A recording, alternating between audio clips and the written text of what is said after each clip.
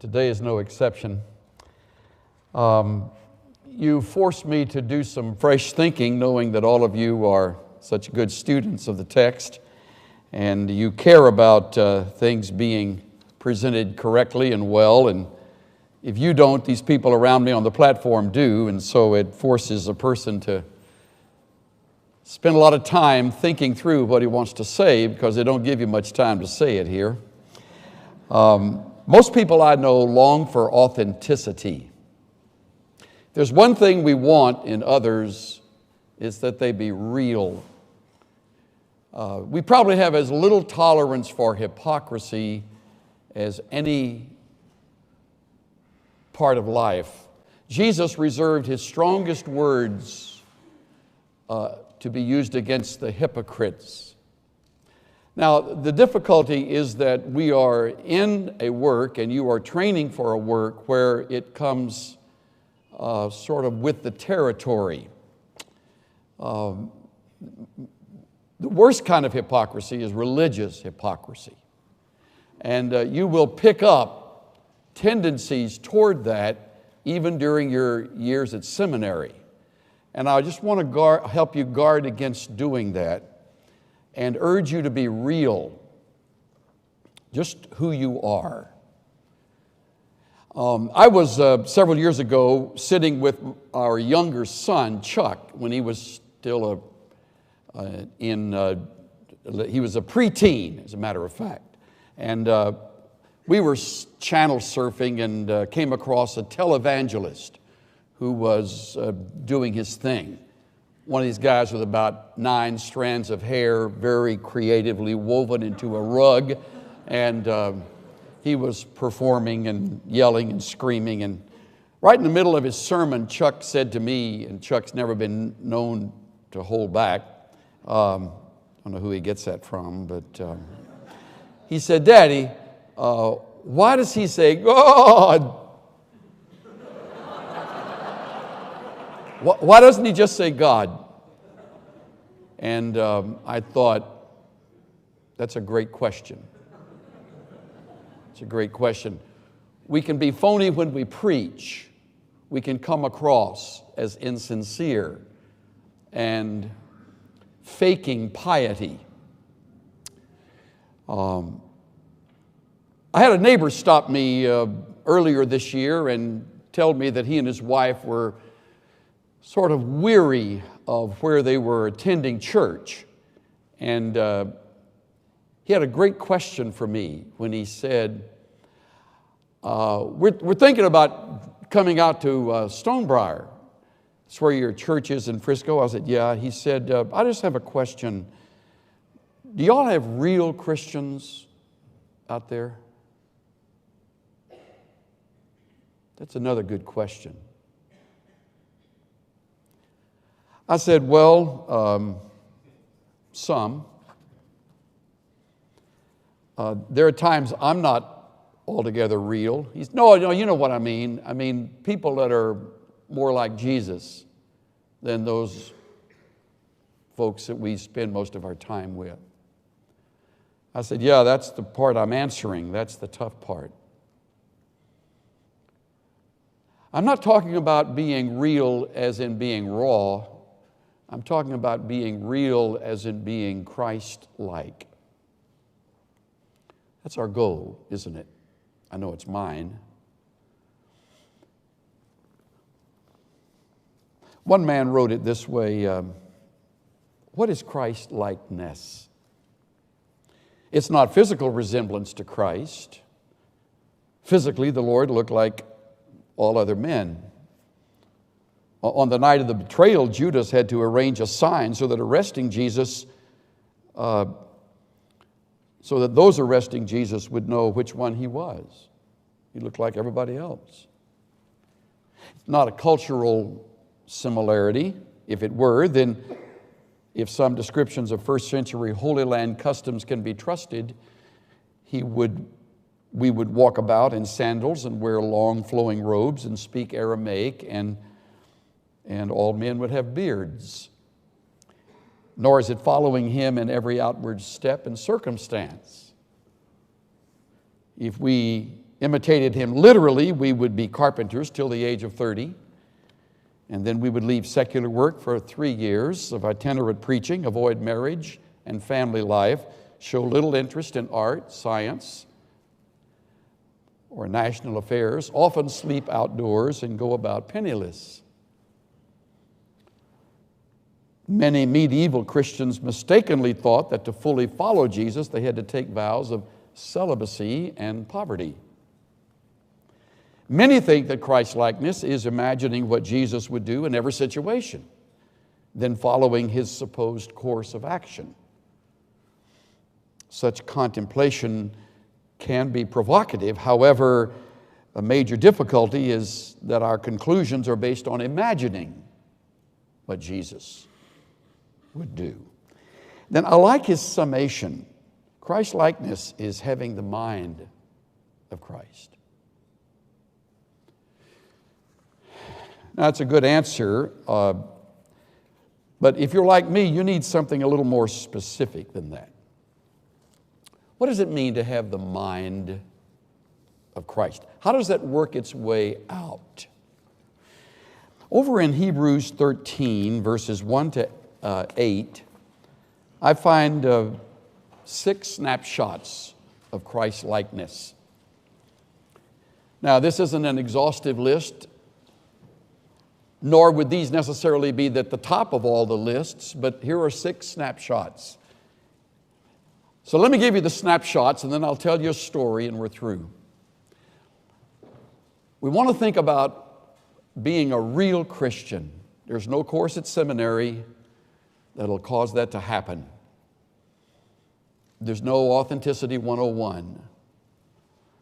There's nothing in your past that will automatically cause you to come out real. On the contrary, probably unreal, especially if you've been taught to fake it. And again, ministry is an easy place to fake it. So let's take some snapshots and let's see how we fit in the frame of each one of these snapshots that occur. Let love of the brethren continue. So the first snapshot is love for others. Love for people in the family of God. That would include being kind and affectionate, thoughtful, staying on good terms in our relationships, showing ourselves as being genuinely interested in others, helping them in unselfish ways. That's all part of loving our brothers and sisters. How you doing there? Let's just allow that heat-seeking missile to hit us in the chest today. How you coming along in your love life for others? You don't do it here, you're not going to do it when you're out of here. So it's a great place for there to be a laboratory of love going on. Loving your partner in marriage. We'll deal with that a little more in a moment. Loving each one of your children. Loving your mom and dad. Start there. Loving fellow classmates. Loving your faculty members. And your faculty members loving you. Love for the brethren. That's snapshot number 1. Look at the next one. Do not neglect to show hospitality to strangers, for by this some have entertained angels without knowing it. Second snapshot is hospitality. Hidden in the word hospitality, or translated hospitality, is the term for strangers. So these would be people we're not acquainted with. But we show kindness to them. Hospitality to strangers. Every time we have a worship service at Stonebriar Community Church, I precede the time of worship by having everyone stand up and greet someone they don't know. It could be ritualistic or it could be genuine. I hope it continues to be genuine. I want everybody to say by the time they left that somebody spoke to me today. Somebody cared enough to reach over and take my hand, look me in the eye, and say hello. Some are reluctant to do that. We always have a few on the fringes that they're sort of there to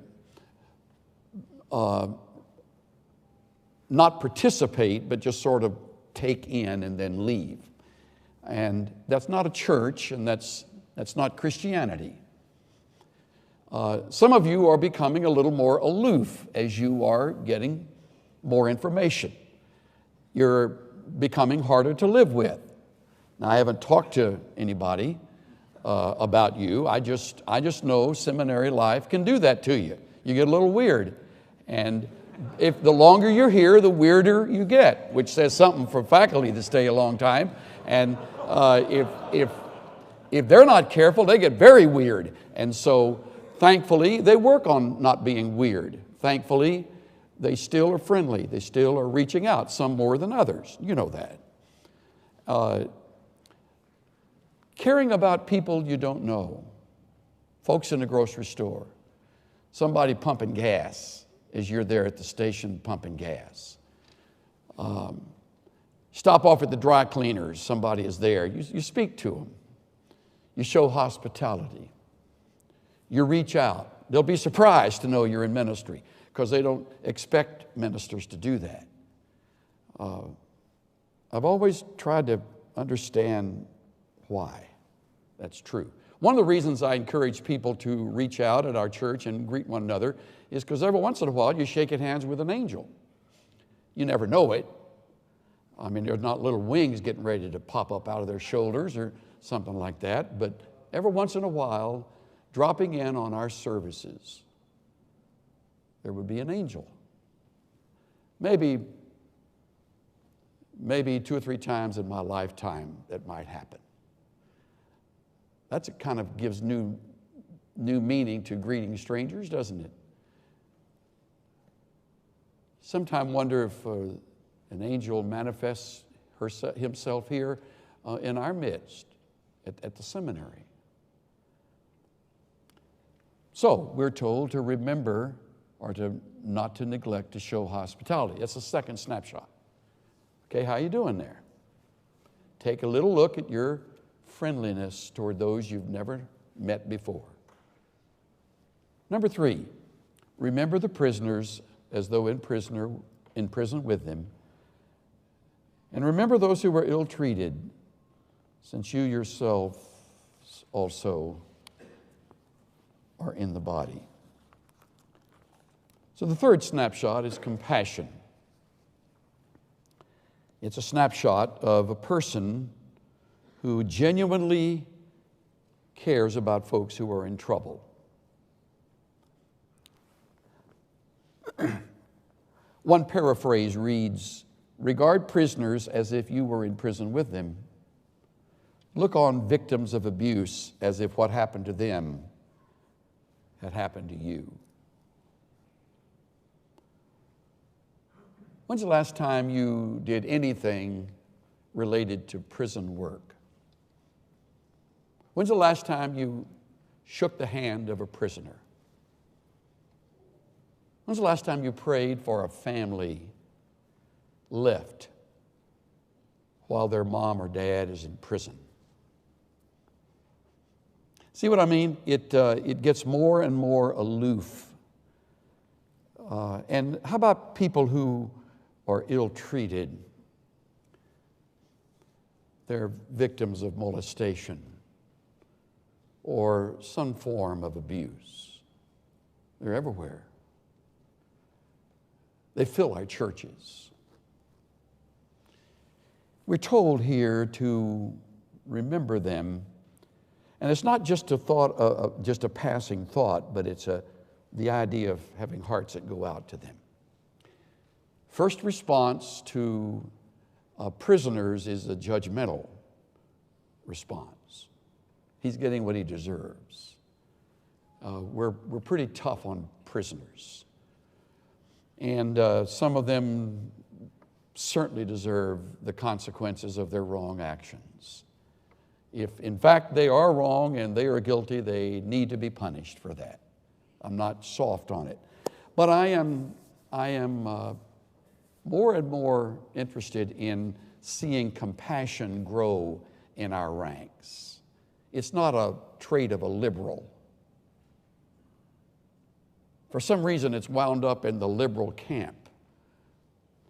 Had a fellow say to me when I was ministering in New England, and we did a radio talk show, and I had never met him before. He was from a liberal wing of a denominational area, and we got to know each other. And we had been on the air about 2 hours. So when we finished, we were walking out to our cars, and he said, Swindoll, I want to ask you something. Where'd you pick up his compassion? He says, it doesn't fit your training. Didn't you go to Dallas? And I said, yeah, I did. Loved Dallas Seminary. He said, but it's not a school known for compassion. I said, have you ever been there? And he said, no, which that's always the answer. You know, I've never been there, but I know all about it. And yet it kind of stung because I had to wonder if he's right. How come we're not known for compassion here? Or if we are, how come the word isn't out? What is it that's made us a little more harsh and judgmental, more intolerant?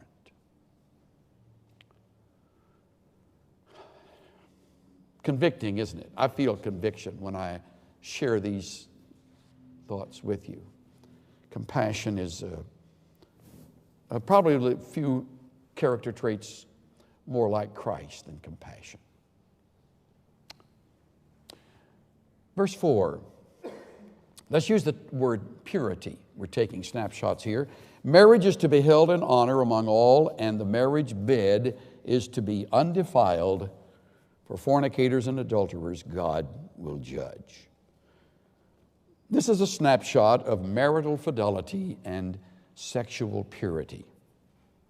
Has in mind being faithful to our vows, and until vows are made at an altar, remaining pure sexually. So purity is in mind, and it is another command that we hold marriage in honor.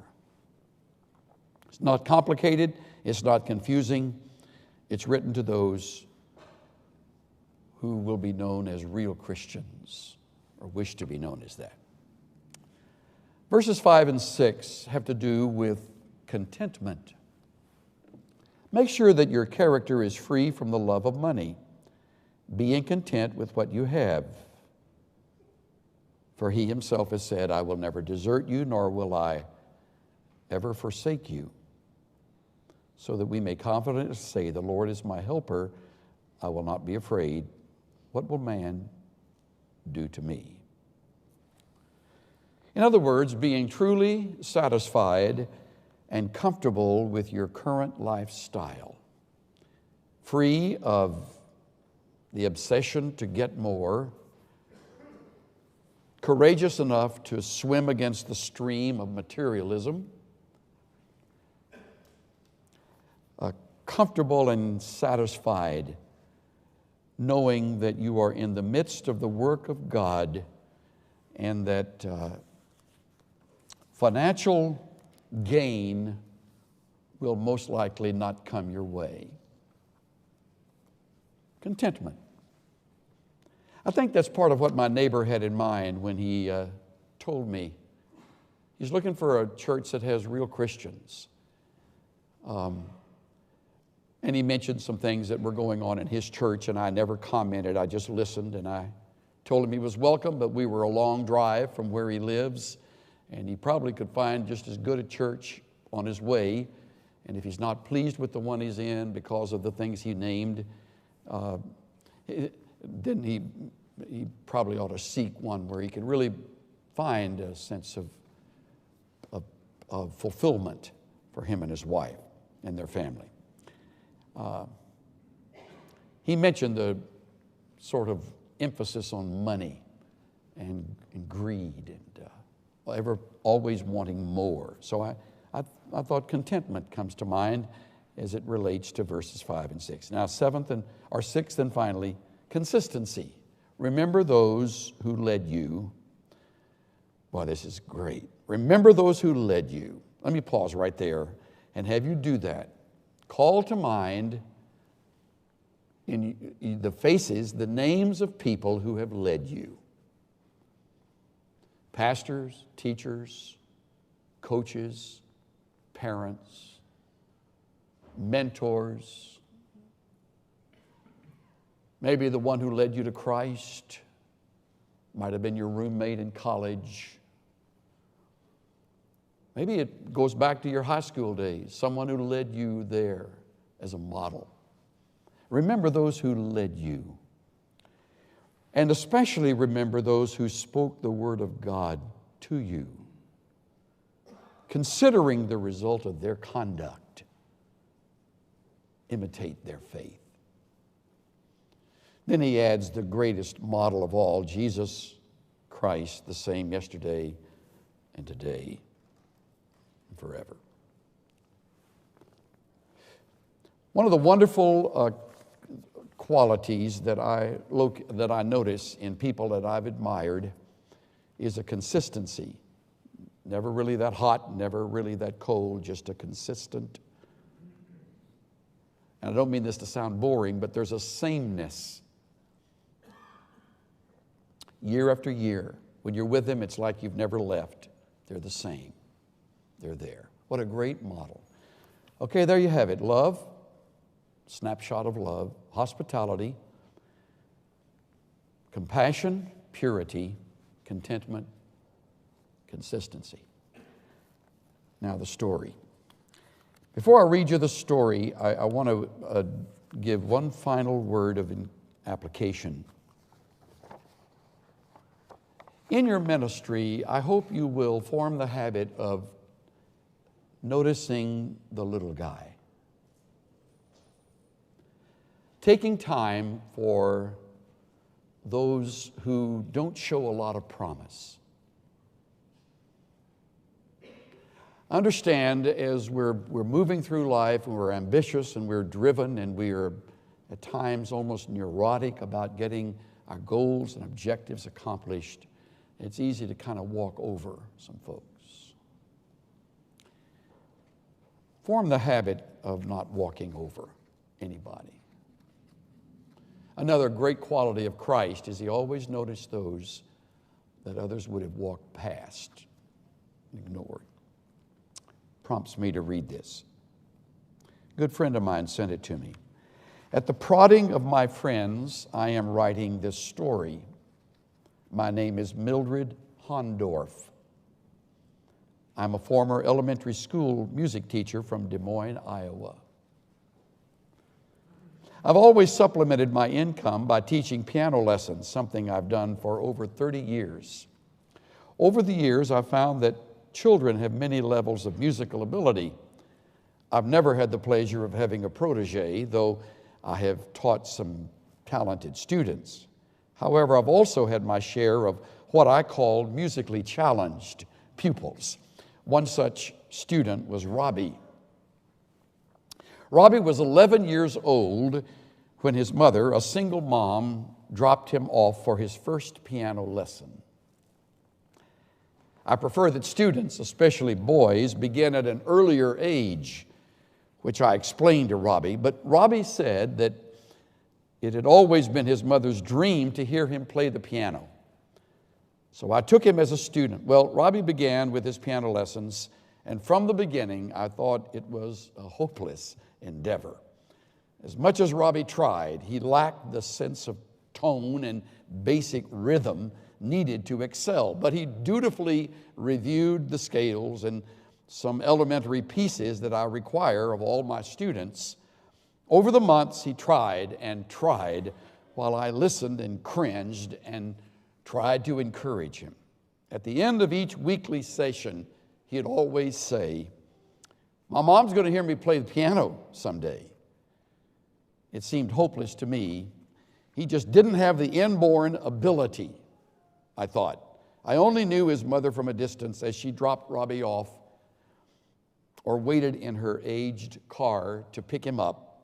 She always waved and smiled, but she never stepped in. One day, Robbie stopped coming for piano lessons. I thought about calling him, but assumed because of his lack of ability that he had decided to pursue something else. I was also glad that he stopped coming. He was a bad advertisement for my teaching. Several weeks later, I mailed to the students' homes a flyer of the upcoming recital. To my surprise, Robbie, who received one of the flyers, called and asked if he could be in my recital. I told him the recital was for current pupils, and because he had dropped out, he really didn't qualify. He said that his mom had been sick and unable to take him to piano lessons, but he was still practicing. "Oh, Miss Hondorf," he said, I've just got to play.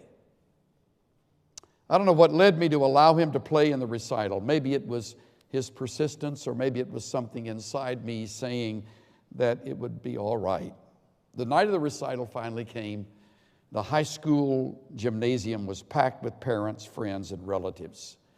I put Robbie up last in the program before I was to come up and thank all the students and play a finishing piece. I thought any damage Robbie would do would come at the end of the program, and I could always salvage his poor performance through my curtain closer. Well, the recital went off without a hitch. The students had been practicing, and it showed. Then Robbie came up on the stage. His clothes were wrinkled, and his hair looked like it had been run over by an egg beater. And I thought, why didn't he dress up like the other students? Why didn't his mother at least make him comb his hair that night? Robbie pulled out the piano bench and began. I was surprised when he announced he had chosen Mozart's Concerto number 21 in C major. I wasn't prepared for what I heard next. His fingers were light on the keys. They even danced nimbly on the ivories. He went from pianissimo to fortissimo, from allegro to virtuoso. His suspended chords that Mozart demands were magnificent.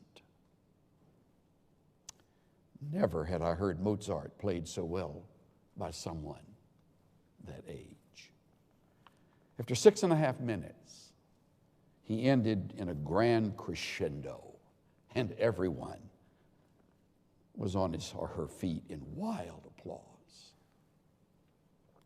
Overcome and in tears, I ran up on the stage and put my arms around Robbie in joy. "I've never heard you play like that, Robbie. How'd you do it?" He stepped over to the microphone and explained, "Well, Miss Hondorf, you remember I told you my mom was sick. Actually, she had cancer. She passed away this morning. And well, she was born deaf, so tonight was the first time she ever heard me play. I wanted to make it special." There wasn't a dry eye in the house that evening. As the people from social services led Robbie from the stage to be placed into foster care, I noticed even their eyes were red and puffy. And I thought to myself how much richer my life had been for taking in Robbie as a pupil. No, I never had a protege, but that night I became a protege of Robbie's. He was the teacher and I was the pupil. It is he who taught me the meaning of perseverance and love and believing in yourself and maybe even taking a chance on someone and you don't know why. This is especially meaningful to me today since after serving in Desert Storm, Robbie was killed in a senseless bombing of the Alfred P. Murrah Federal Building in Oklahoma City, April of 1995, where he was reportedly playing the piano.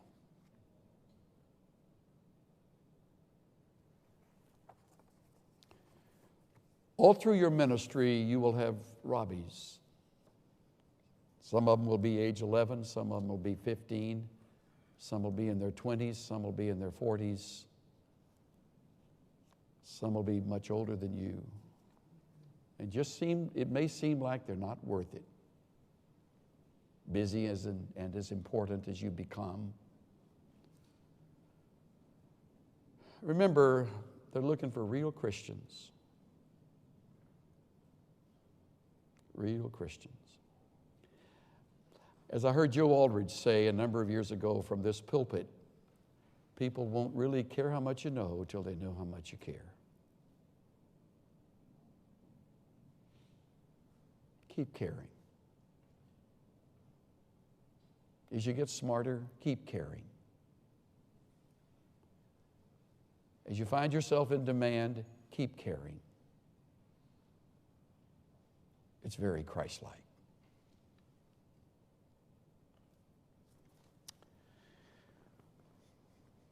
Thank you, Father, for the reproofs that come when we just pause and take time to think a little deeper. Thank you for those who cause us to slow down and see things we've not seen before. Help us with our love to be genuine. Give us the courage to reach out to people we've never met, to care for the abused and those behind bars. Strengthen our purity.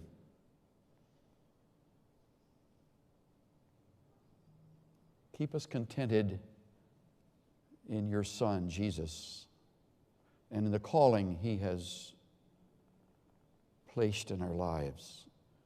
And may the result of a consistent lifestyle be that which causes others